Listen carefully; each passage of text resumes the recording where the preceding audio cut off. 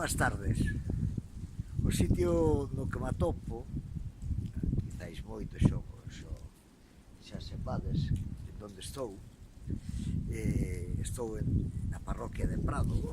Isto pertenece ao concello de Covelo e concretamente no santuario da Virxen da Xestosa. Posiblemente, ou casi seguro, o santuario máis alto de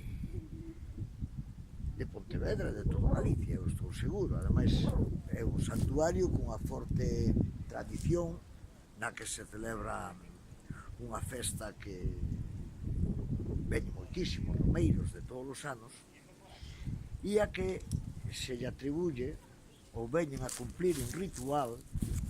Por eso me parei aquí para contarvos un ritual que consiste no seguinte. O santuario, bueno, aí na fachada, podedelo ver, pon que foi construído no ano 1817. Se hizo construir, bueno, coas aportacións dos veciños, pero o que sí é seguro é que anteriormente a este santuario debeu de haber outro. Posiblemente algúns falan que en torno hai máis de 1000 anos aquí se asentou un eremita e, bueno, proba delo é este sarcófago que vemos, a ver se desde aquí se ve. Ui, o sol non me deixa facelo mellor. Agora, desde aquí sí, aí o tendes, verdade? Aí está. Bueno, como todos, ahora a xente ten a costumbre de botar moedas a todos, debe ser, non sei para que o santo quere moedas, pero aquí se lle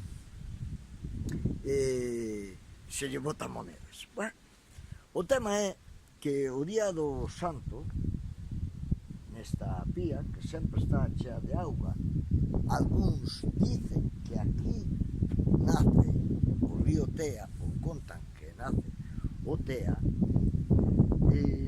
se bota pan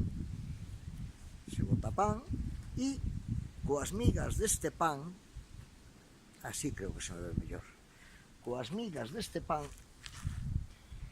se pasa polas zonas onde un ten enfermedades, sobre todo da piel, non? Verrugas, e parece que pasa.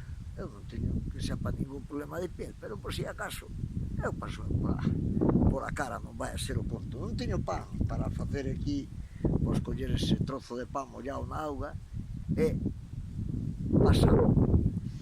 Bueno, iso é o que vos quería contar. Despois xa no blog pondremos algo do sitio. Estou vendo aquí que pon Virxen da Xestosa, verrugas traigo, verrugas vendo. Aquí quedan e voume correndo. O devoto molla o pan na auga e aplico nas verrugas. Aquí hai un carteliño que nos conta da tradición, non? Bueno, aí queda. Se pasades por aquí non está de máis, pois que vos pasedes a auga, por si acaso. Vale, eu xa vou indo para outro lado. Veña, ata despois, amigos.